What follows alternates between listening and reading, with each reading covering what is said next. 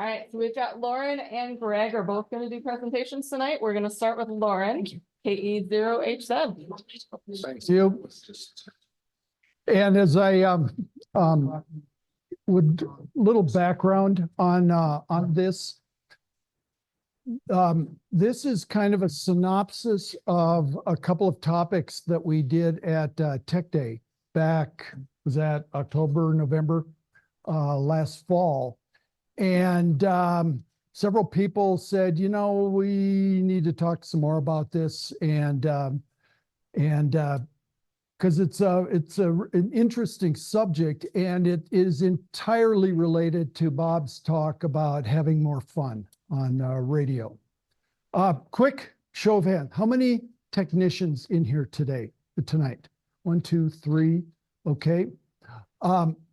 This is generally directed at you on what's coming next. But as was mentioned earlier about 10 meters, it's very relevant to that if you have the opportunity to work 10. So we're going to talk about just about everything you need to know about propagation, but briefly. We are not going to go into any in-depth physics with this, I promise.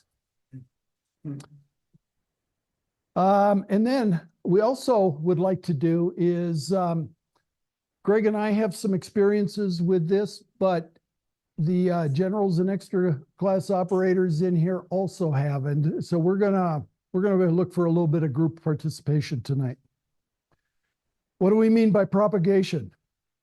According to dictionary.com, to travel through space or a physical medium. According to Merriam-Webster, the spreading or transmission of something. My definition is the means by which we establish a radio connection between a transmitting and a receiving antenna. Nothing original about that, but that's what we're specifically talking about here. Radio waves, electromagnetic waves. That radio wave consists of an electric field and a magnetic field in 90-degree orientation from each other. That orientation is determines the direction that radio wave travels. Radio waves travel in a straight line, unless something happens. But wait, the Earth is round. How do we talk to somebody thousands of miles away if the radio waves are traveling in a straight line? We'll get to that. Ground wave propagation at HF frequencies is typically limited to a few hundred miles. That's the radio horizon that we see. Those radio waves propagate, and curvature of the Earth says, well, it'll be passing over somebody, that antenna's head, if something else doesn't happen. Longer distance modes of propagation depend on reflections and refractions. And we'll get into that in a second. So here's a picture, 2 antennas separated by some distance and line of sight. They're within the radio horizon of each other. That ground wave is that flat line. The ones that go up in the air are sky waves. And just a definition of what the radio waves that are moving in that direction. This was published from an article in QST magazine back in 1983. Give some credit here. So, skywave refraction. If you've ever been in a swimming pool and looked at your foot, it's not where it really is. It looks, or you put your hand under the water and wait a minute, it's over there, but it's actually, it doesn't look like it's where it belongs. It's because light is refracted. Well, light is an electromagnetic wave. Radio waves that we're talking about, electromagnetic waves, the same thing is happening, but it's happening in the ionosphere. And the ionosphere is kind of a complex thing. We'll talk about that a little bit more here. Not my definition. The ionosphere is a layer cake of charged particles. So unless you've studied, there are showing 4 layers here. There can be some other layers kind of in between, but these are the major areas. The bottom closest to the Earth is the D layer. The one just above it is the E layer. And then high up in the atmosphere, F1 and F2 layers. And let's see, we don't have any distances. I think we'll talk about that a little bit. In the diagram on the right, we show a 3.5 megahertz wave on the top. The angle that these waves go into that layer depend on where it's going to come down, the altitude. So think of a triangle, long leg back down, long distance. The lower frequencies, 3.5 megahertz, the 80 meters, 75 meters, or 40 meter, generally closer distances than the F layer reflections that would be relevant to the higher frequency bands, your 20 meters, 15 meters, 10 meter frequencies. And again, the angle of it is, if the angle is too critical, that signal will pass right through it. The angle's a little bit lower, the diffraction will bend it enough so that it will be coming back down to Earth. Just a comparison of a 80 meter versus a 10 meter skip, you can see the distances. The lower frequencies are skipping shorter distances. The longer frequencies, or higher frequencies, are skipping longer distances. So it is relative to conditions and the frequency that you're using that will determine what might be the best frequency to operate to a certain station at in a certain part of the world. Factors that further affect where and how signals travel. The takeoff angle, we talked about that. Is the takeoff angle too steep and it passes right on through that ionospheric layer? Or is it being bent and refracted so that it comes back down? The level of solar activity, and we heard about that 10 meters is hot right now. Well, it's hopping. And the reason is that the intense sun now with the higher activity is putting out more light that is actually, that radiation is knocking electrons off of atoms in the ionosphere. We know what an ion is, a charged particle, positively charged in this case if it's missing an electron. Well, these bands of electrons are moving around as well and can help with some of that skip that could occur. The levels of solar activity, and Greg's going to get into this a little bit more, but there is a proxy for solar activity and the ability for radio contacts. It's called the SFI, the Solar Flux Index. The higher the number, probably the better the propagation will be. Solar storms affect it. Lightning, atmospheric noise can wreak havoc on a QSO, particularly on 80 and 40 meters. You've heard this on an AM radio station in the summertime. You hear the static from the lightning. Big factor in propagation. And then I mentioned traveling bands of electrons in the ionosphere, sudden ionospheric disturbances, SIDS. Not sudden infant death, but time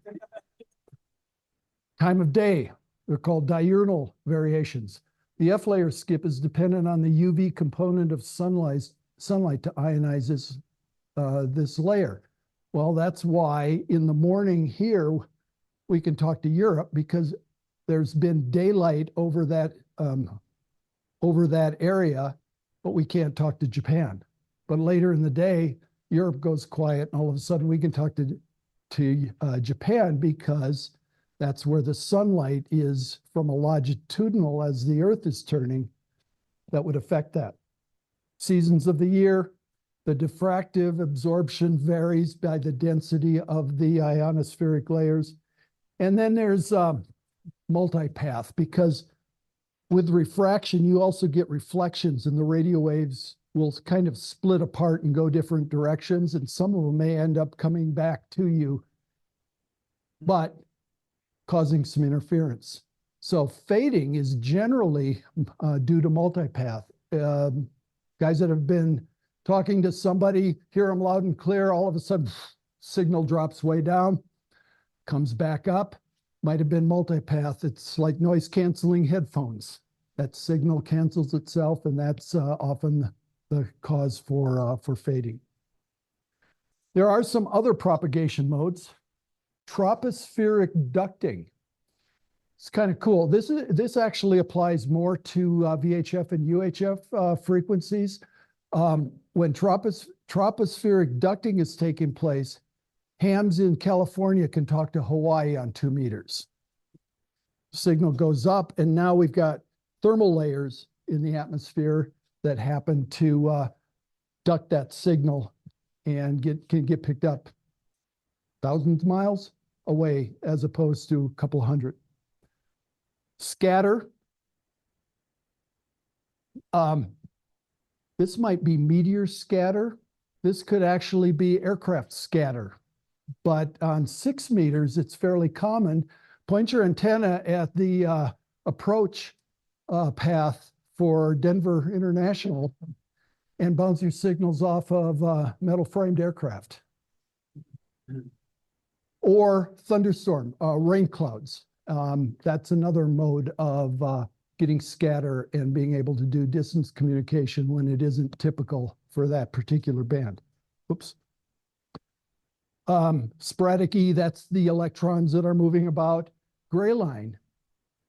So I don't know, I don't understand the physics about it. We could probably figure it out if anybody's interested, but point your antenna along the path of dusk. Look at a map, and about 4 o'clock in the afternoon, this time of day, South America just comes piling into my place, because that's the gray line that's taking place. We're going from sunlight to dark. And then this is kind of cool, chordal hop. So I have had a situation where I've pointed my antenna at Europe, and I can't hear anybody, but all of a sudden I'm hearing a station off the back of my antenna that has a 23 dB front to back ratio that's further away. And I'm going, that's got to be this. My signal is going out one direction, but I think it's going long path around. I'm being heard by somebody that is on the long path. So instead of from here to Europe, it's actually going the other way around the globe. And what happens is that you can get reflections within between ionospheric layers that will travel, and that attenuates the signal less than one that bounces off the ground. The ground would absorb more of the radio. So there's just some really goofy things that happen. Is that a scientific term, goofy? Yeah, it is. I learned that in, I think, 3rd year of engineering courses. Yeah, we had other terms too, but I can't repeat what some of those are. The point is that experience really helps. You don't need to understand the physics of why this is going on, but there's a couple of just basic ground rules. In the daytime, 40 meters works better than it does, or I'm sorry, in the evening, 40 meters is working better than it is in the daytime because there's less atmospheric noise as a result of the darkness. During the day, 10 meters is really good because it's really dependent on the F layers of the ionosphere, which, as we saw earlier, is dependent on high ultraviolet output from the sun, which means it needs to be daylight hours. But it could be dark, but now my antenna is pointed to someplace where it is daylight. So there's just some things that you just pick up due to experience. And we're going to talk, we want to share some of those kind of things here after a little bit. Here, this is a good place to transition to Greg because he's going to talk about some other items here. Hi, I'm Greg, W0GAS. So I think to boil this all down, you could spend an eternity learning about propagation theory. There's all this information that you'll see. This chart is similar to the one that Loren had up. It's just configured vertically instead of horizontally. Tells you all kinds of great information, most of which won't mean much to you. So what I would say is, one, memorize the basic ground rule, which is daytime, higher bands, nighttime, lower bands. If you have a modern radio, look at your pan adapter. If you see signals, a good clue that they're there. You don't see signals, doesn't mean they aren't there. But if you call CQ and you call and call and call and call and nobody comes back to you, it may be that that band's just closed. So I do 2 or 3 things religiously. Whenever I get on the radio, I look at this just to see if there's a band that is closed that I was planning on using. And you can see right there about the third box down from the top, it says HF conditions. And when I took this screenshot, 80 and 40 meters during the day were fair, but night was good. Conversely, 12 and 10 were fair during the day and poor at night. Now, we've heard discussions about, well, 10 meters is hopping. Well, sometimes it's hopping and sometimes it's not. And part of what happens here is told by these numbers, which will mean more to you if you really want to get immersed into the physics of what's going on with propagation. For me, I look at the SFI, the solar flux index. Higher the better for propagation typically. Look at the sunspot number, SN. That sunspot number was down in the 60s and 70s when we were at the low part. Sometimes you'll see it up approaching 200. It's not the actual number of sunspots, by the way. You get like 20 points for a spot, and then you get points for everyone in the cluster. So it doesn't necessarily make sense. But if you want to learn about it, there are places you can go to learn. There's an A and a K index. You see those up there. The other thing to look at is signal to noise level, and then a maximum usable frequency. Oddly enough, this guy uses it out of Boulder. And so that kind of tells you where you can still use the HF bands. It's not a guarantee, but like it says, when I took this screenshot, it was good up to 35. So, you know, you could do 10 meters easily, no problem at all. So I do look at that. I also track the geomagnetic storms. I subscribe to a couple of databases that send me emails when there's a disturbance. You can tell that these numbers are between 1 and 3. I think it's 3 in the bottom right-hand corner. Sometimes they'll be up around 6 or 7. That means that there's geomagnetic disturbances. That means that it may be hard to copy people when you're on the air, may be very difficult. So I get this as a daily, it's a free service, and they send out these emails daily. And sometimes it's bad news and most times it's not. I also get this X-ray flux. And when the X-ray flux is high, sometimes that means that HF propagation isn't good. It's good to know that, but it's not going to keep me off the air. I just get on the air and see how I can do. This weekend, we had a big Morse code contest. It was an international DX thing. And in Europe, there was a lot of signal that was scattered, and it was really hard to copy the people. But going west, no problems at all. Real crystal clear signals. I mean, it was unbelievable. But for several hours, it was very hard to copy the stations out of Europe, and it was because they were having magnetic disturbances.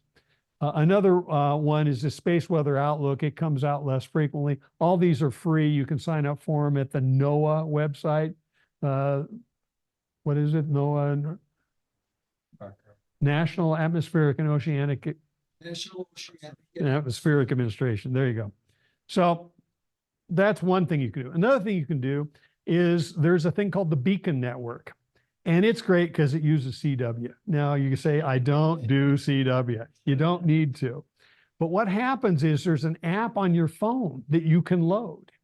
And it will tell you, you can look either for each transmission from each beacon location. You pick the beacon location, you want to see how the propagation is from there, or you can pick band by band, and they're continuously broadcasting. And so one of these little beacon stations will start at like 10 meters and then move to 12 and just go up, and you get to hear it. The signals come out in an organized fashion, go figure, a bunch of scientists. So it's 100 watts, 10 watts, 1 watt, 100 milliwatts. And so you can listen, even if you can't decode it, if you can hear it the first time, you know 100 watt signal is getting to you from there. But if you can hear it all the way down, 100 milliwatt signals getting to you. So that's pretty good information. Now, this is from the Northern California DX Foundation. It's free, and the app is available on the phone. I think I put, well, I think there's a link somewhere in here. In any event, I use that. You can sometimes figure out what people are doing. Now, in terms of propagation, how does it really affect me on a day-to-day basis? It doesn't. I get on the air. If I can hear the guy, fine. If he can't hear me or I can't hear him, we don't work each other. We don't even know. So it's not a big deal. I do a lot of stuff. I'm on the radio a fair amount, 8 or 10 hours a week, easy. But what you can do is sometimes you want to talk to a person. I'll have Loren give a real life example later on, but I have an example in here. Now, I used my logging program software, which is free, and it does a lot of prediction in terms of your ability to contact known stations. So I put my buddy Amanda, KY4GS, in. She's located in South Carolina. This is a program called DX View. It's in my logging suite, which is DX Labs. Has an insanely steep learning curve. It's not for the faint of heart. Once you put in her call sign, it automatically fills in all the rest of this information, her long lat, what her grid square is, what the distance is, all that kind of stuff. She's in South Carolina, as I mentioned. And then you can click the next page and you'll see the map. And so I am the little diamond where Colorado is, and she's down there right above Florida. Short path, it gives you a distance on the other page. And then long path is to go the other way around to get to her. So this, once again, is you can set the parameters, the long lat, all this information is drug in from the window. All I had to do was put in her call sign. And then you can tell what the odds are of me having a conversation with her. And it makes this fancy little chart. And the vertical scale is the frequency going up. And then the two lines, there's a green line, which is a 90% probability, and then a blue line, which I believe is 90%. So 90% for the blue and the green is 50%. And so you can tell with the time scale across the bottom when is a good time for me to try and reach her and on what bands. Now you're saying to yourself, well, I don't have that computer program. I don't want to learn it. I don't blame you. So another way to do this is a program called VOACAP. And we did have a presentation that got into it at the Tech Day last October. VOACAP is a VOA, Voice of America, and it's how they track their propagation of their signals. And it's free and it's available online. You go into the VOACAP station and you can also subscribe to the DX News. Let me back up a little bit. So another practical use of this is, let's say that there's a de-expedition and I want to work them. Well, how do you know when there's a de-expedition? You can sign up at the ARRL for their DX newsletter. And once a week, they'll tell you who's on, where they are, what frequencies, what modes. It's free. This is just the first page. It's normally multiple pages, 8 or 10 pages sometimes. but you can see like Senegal, which is prefix 6W. This guy's going to be ready to operate. He's going to operate a 6W stroke OE3 GEA from January to February 4. So that's obviously already happened. He's going to be doing 30 to 10 meters on CW. So it's kind of helpful. But let's just say that I want to work a place called St. Helens. And so we're going to get to St. Helena. But you Napoleonic scholars probably know about that.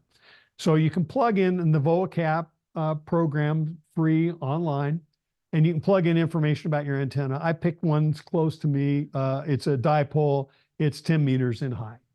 I use an in-fed half wave, which is really kind of a form of the dipole. It's just really off center fed.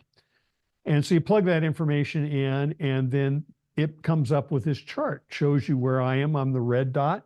And then down there is St. Helena Island, which is down off the coast of Africa. If you click through the display that it shows you, you end up with this chart. And so it shows my 6-digit grid square, DM79MF, that's where I am located. And it shows you the St. Helena, which is, their call sign is Zulu Delta 7 Zulu. And you can tell that if I want to try and reach them, what's the best time of day to do it? Well, the best time of day to do it is probably 1800 to 2400 Zulu, not local time. So 2000 Zulu in Mountain Daylight or Mountain Standard Time, which we are right now, is 1 o'clock in the afternoon. So from 1 o'clock in the afternoon until about 5 o'clock, I have some pretty good shots at getting through. And then you can tell the different, the percentages are color coded, and then the bands are from 10 down to 80. And then the time is the horizontal scale. So if I was trying to work that D expedition in St. Helena, I would try and set up camp around 2000, 2100 Zulu, and I would be working the high bands because the low bands don't seem to be open. And that's how you do it. So this is a different portrayal of similar information. This is the reliability of the signal path. The colors tell you the bands. The horizontal scale is time in Zulu. And then I think the probability is the vertical scale. And so you can tell that in the middle of the day, you're done. You're not going to get through. But if you wait until the end of the day, now, once again, this is Zulu time, not Colorado time, you've got 3 or 4 or 5 bands where you've got a really high probability of getting through to them. Now, the program also does these charts, which will show you circuit reliability. Once again, it's color coded. The reds are high probability of getting through. It signal strength, and then I forget what the other one is. It's the median signal to noise ratio. So with this, you can kind of make plans on how you want to work a DX station. But for most of you guys, unless you're chasing DX, you don't care. You get on the radio. If you hear somebody calling CQ, answer them. And if you see a lot of signals on your waterfall, that means that band's probably open. And then you call CQ and someone will come back to you. If it's completely blank, it may not be open. You may be calling CQ and getting no response. But notice the time of day. But you can see on these charts the cyclical nature of the bands as they move up and down, as which are probably more reliable. And those are things that you don't have to operate very long, and that becomes second nature after a while, you realize. So when you see a chart, look at a waterfall, check the watch, look at the sun. But as Loren said, the general rule is really simple.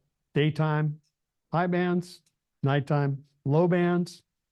When we have a great time like we are right now, we're kind of starting to peak out in the solar cycle. Sometimes those higher frequencies also work at night. And you can work, I was working 10 meters really late the other night. It was wide open all over the world. And we were getting signals, I mean, literally everywhere. Well, the ionosphere doesn't change at the snap of a finger. It Right. takes time for it to degrade over a period of time. So it may be dark here and we're saying, okay, but it's daylight where the radio waves are headed. So those are just nuances that you begin to get familiar with. But you can see how it tracks. Morning, better to talking East, Europe, Africa. Afternoon, talking West, Japan, Australia, New Zealand. So when I get on in the mornings, I get on at 1300 Zulu, which is 6 a.m. and I'm wide open to Japan on the low bands, wide open. At noon, when I get on the radio, I'll run 20 meters, 15 meters, and 10 meters, and sometimes it's just chaos on 15 meters and 10 meters at noon our time. But then by 8 o'clock at night, when I get on the radio, then I might have 20 might be open. I'll definitely have good luck on 40 and 80, and I might be able to get 160 if I can put up with the noise. Now, the 160 band, you tend to want to work winter only, not summer. There's a lot of atmospheric noise, really hard to work. Any questions, anybody? Bob. So I'm trying to get my long distance DXCC 100 voice contacts. I'm using voice, and it's been, a couple of years or so. I've gotten 77 countries, but only 65 have confirmed for me. So I'm trying voice, and I know somebody told me something about CW on Saturday morning. Well, so I worked a CW event this weekend, and I had 95 countries in 2 days, distinct.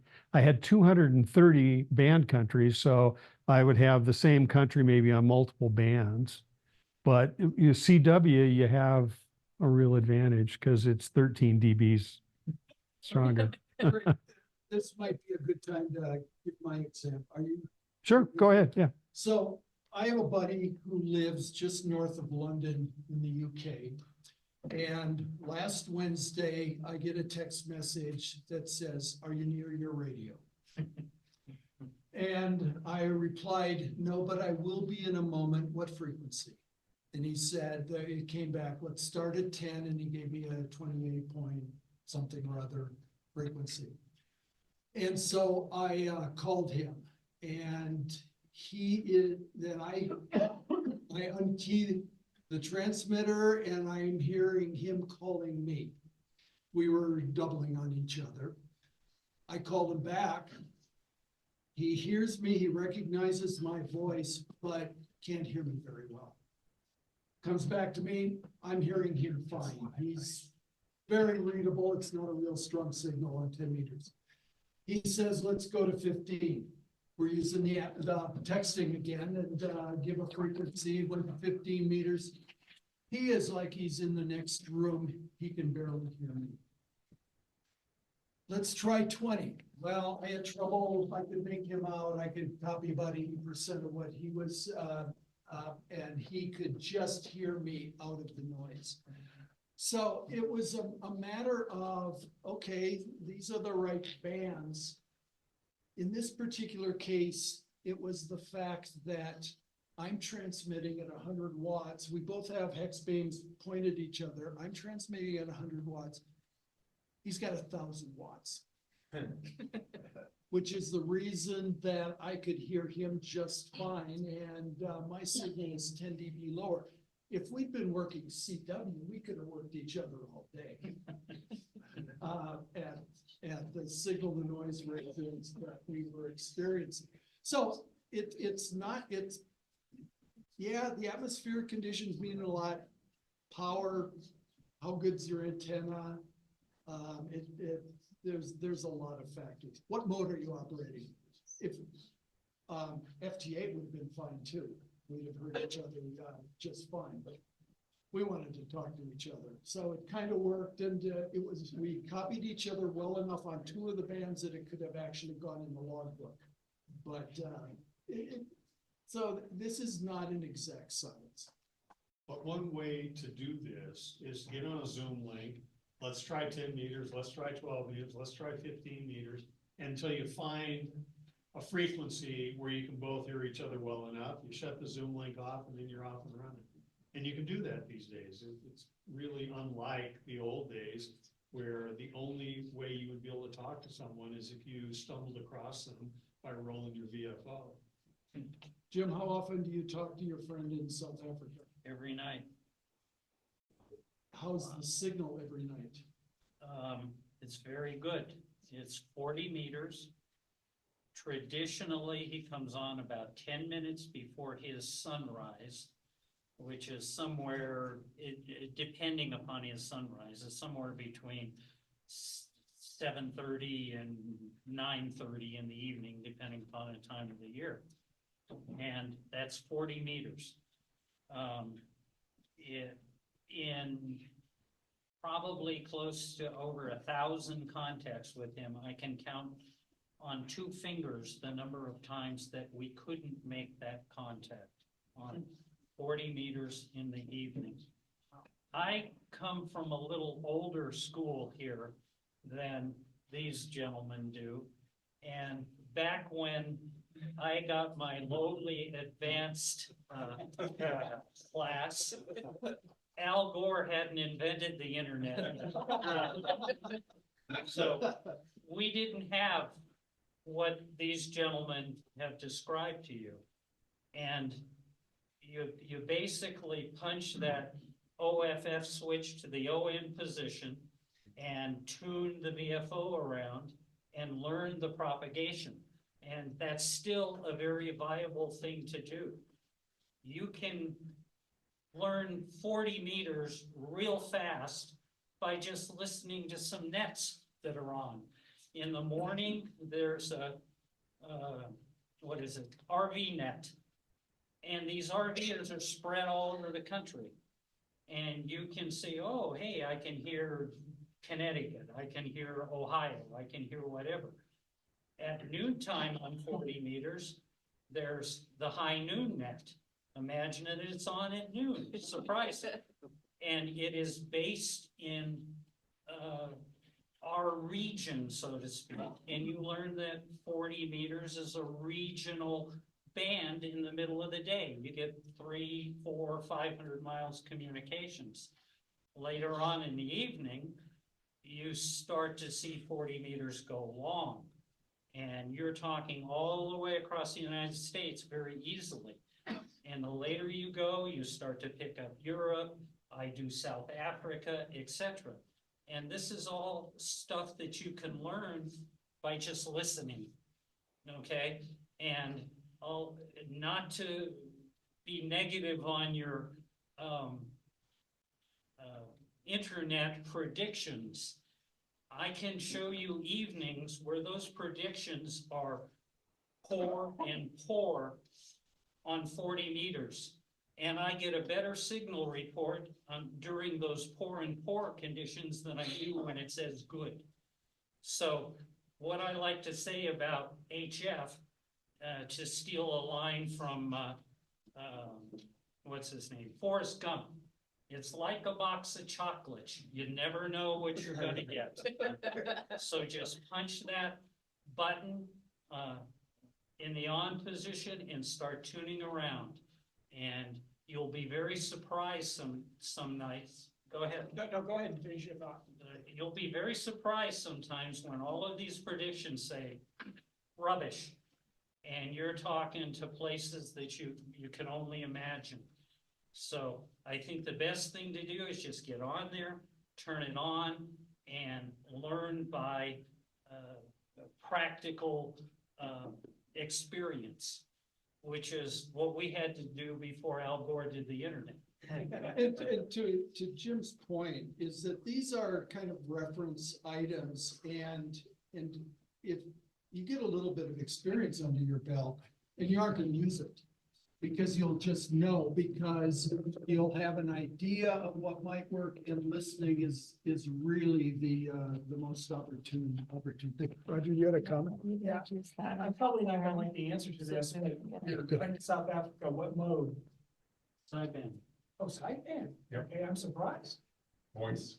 Yeah, Jim, can you speak to winter quality versus summer? It doesn't change much down on 40. Even atmospheric noise? You know, we have to deal with thunderstorms, okay? And I'm not gonna have my antennas hooked up when I got a cell over top of the house. I mean, that's just But, common sense. so let's not say South Africa, but do you get much atmospheric, domestically, US? Yes. Yeah. So if there's a Yes. thunderstorm in Missouri and you're trying to talk to the East Coast, It's a way to figure out propagation, okay? If you want to turn on the internet and look at a radar map and you see a whole line of thunderstorms in Missouri, okay, and you're hearing those thunderstorms, the chances are that propagation is pretty good to Missouri. A lot of times you can,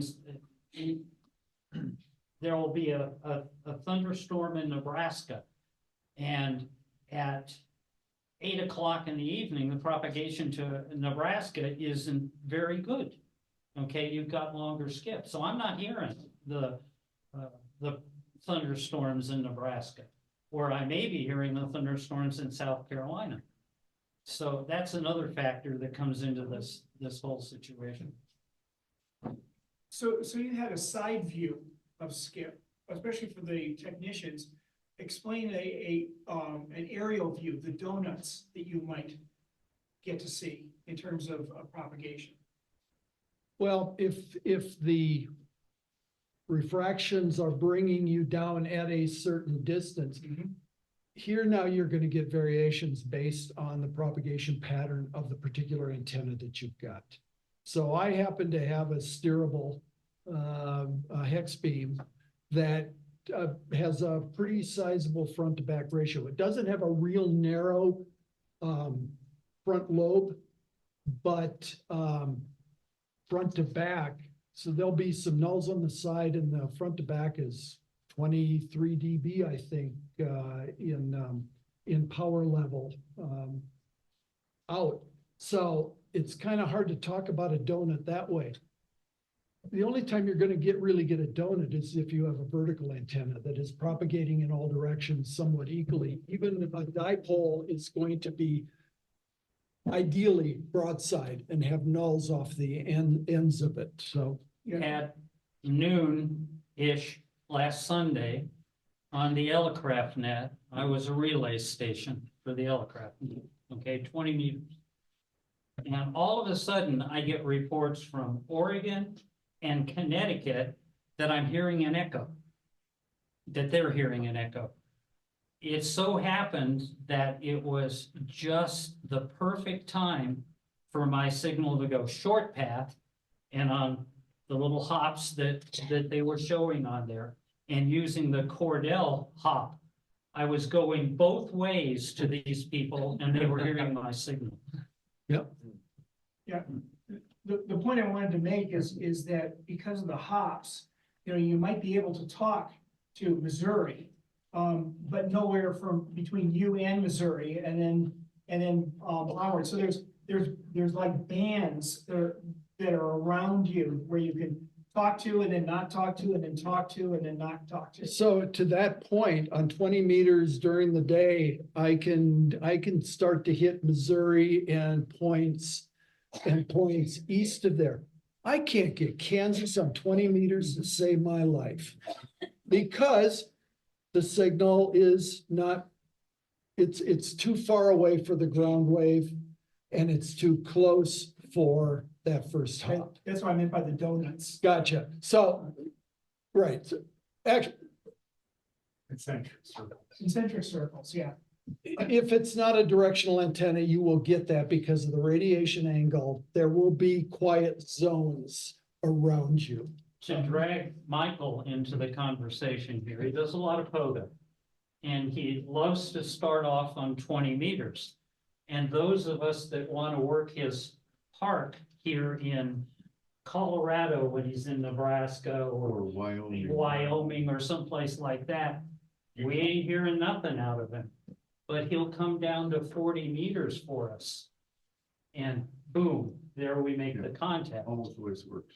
So short skip doesn't work on 20 in the daytime Nope. at all, at all. The range is like, I don't know, 500 miles, something Yeah, like that. It's it a is beyond good that. number that's sort of 60. Every once in a while, it's like the box of chocolates. You don't know what you're gonna get. And We again, will get short skip on 20.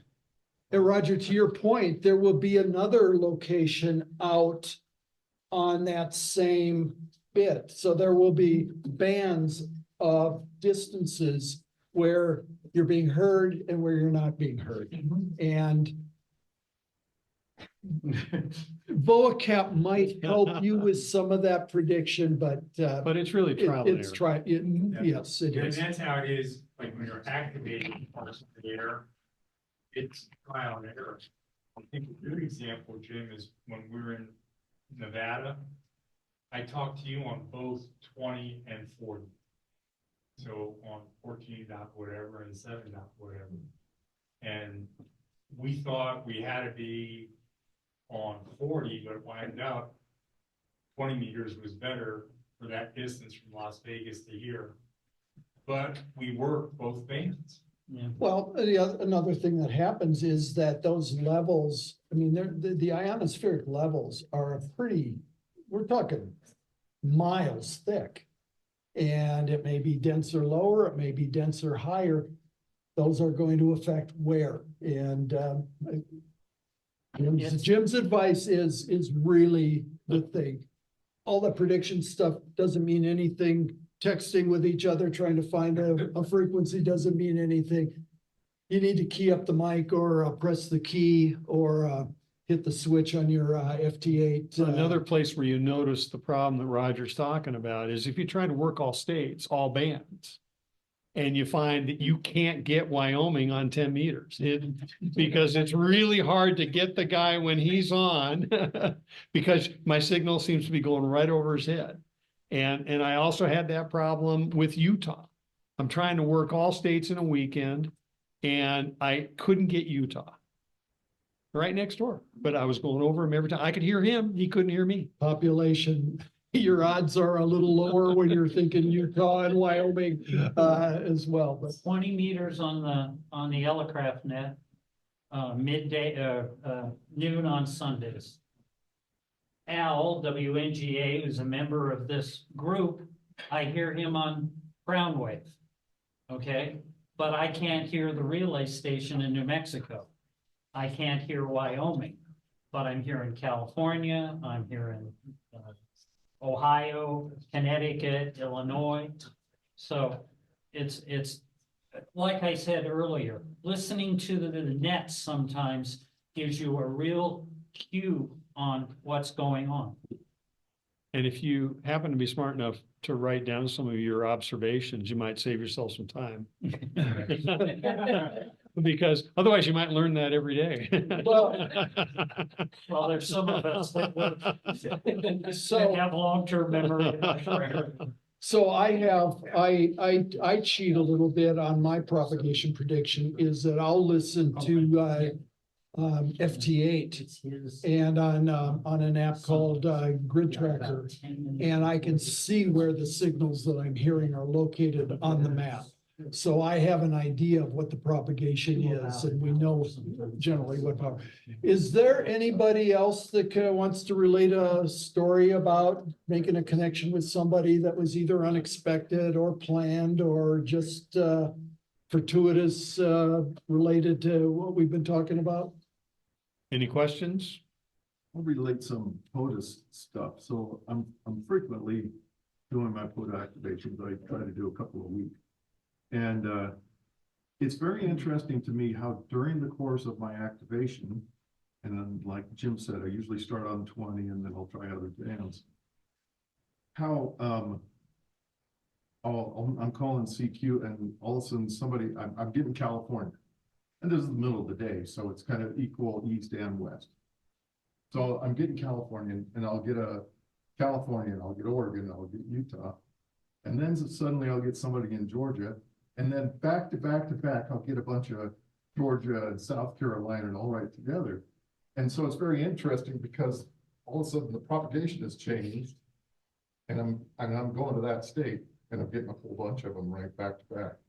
And then it'll change in a matter of, this will happen several times in the course of a half an hour activation. That could very well be that condition called SIDS, the traveling way, the changes in the ionosphere Yep. where there was some solar activity that knocked off a whole bunch of electrons and they moved into just that right location, and then all of a sudden you don't hear them anymore. Yep, that's exactly right. Well, and it can also be that sometimes when a station talks to you, their signal spikes up on the pan adapter. Sure. And so all the people around them see that spiked signal, they come over to that, and now they're working the guy in Colorado because they didn't necessarily notice the guy in Colorado. They noticed the person responding to the guy in Colorado. Sure. And then when they got on frequency, they found you. But it's interesting how a bunch of them will be all together, you know, in a matter of a few minutes. All of a sudden I'm getting onto this region of the United States and getting a whole bunch. And then it'll change and it'll go somewhere else. You know, in my case, something that I've discovered is that I seem to have, and it doesn't matter which direction the antenna is pointing, but man, up and down the Rocky Mountains, the stations in Montana, Idaho, Saskatchewan, British Columbia, I mean, I can hear them. They are just next room, but similar distances east or west, and it just isn't that good. And now that may be kind of because I got a pile of rocks that are close to It's minor Pile of rocks, trans-equatorial propagation. minor trends. Yeah, okay. Well, but that's, I think, another point that sometimes gets lost in all this, because a lot of the propagation is determined by what the sun is doing in the upper atmosphere. You will have pockets where you can't talk to anybody. It's just dead. And then 20 minutes later, for some reason, it's now open to them, which gets back to your comment. You'll talk to people in the same time zone. The trans-equatorial propagation, because the sun is the same for them as it is for us, basically. So you're talking along the time zone line. I'd like to make another point about antennas. I often use an in-fed half wave, an easily portable wind up. And, you know, on all the theory, the best propagation is off the sides of that wire. But time and time again, right off the ends, I have some of my best contacts right off the end of the wire. Is it flat or sloping? Oh, it's generally sloping. And that probably has a bit to do with that, but But my one at home is the same way. I have one suspended in the trees that's pretty much horizontal.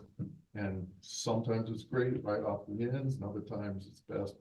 Yeah, my in-fed half wave works like that too. It's unlike a dipole where it's lobes like that and nulls, because off the ends, I get lots of good contacts. Yeah, it's very interesting.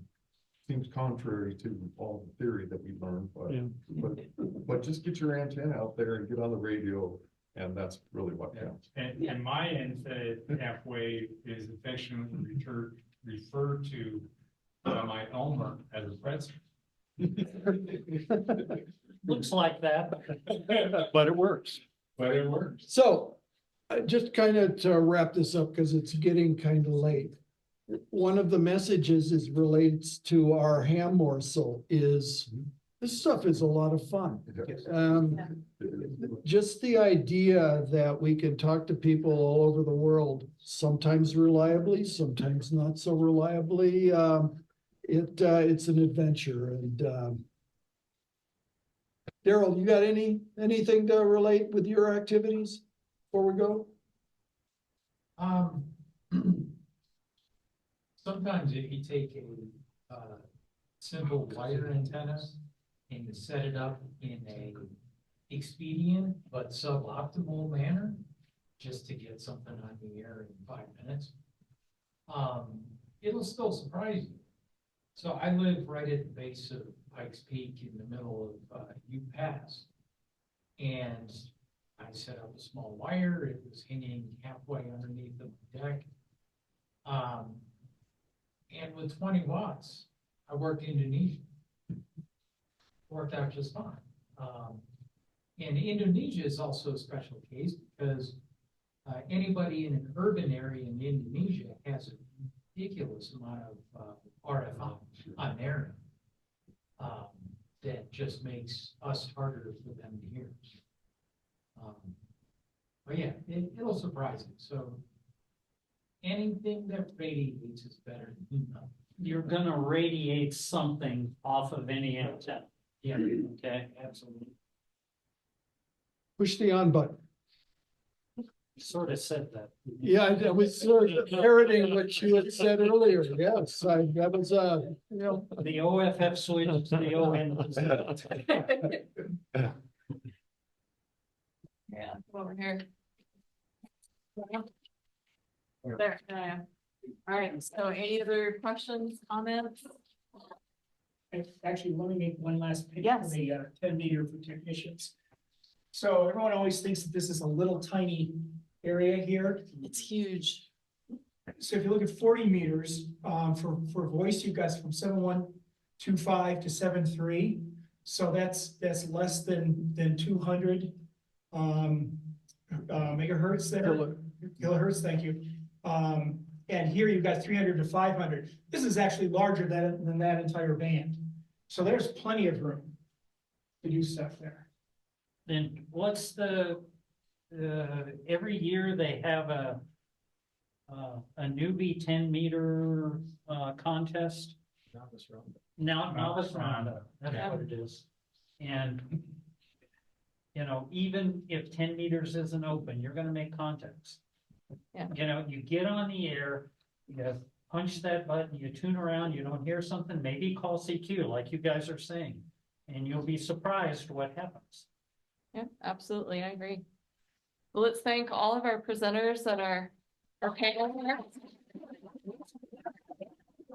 Really awesome.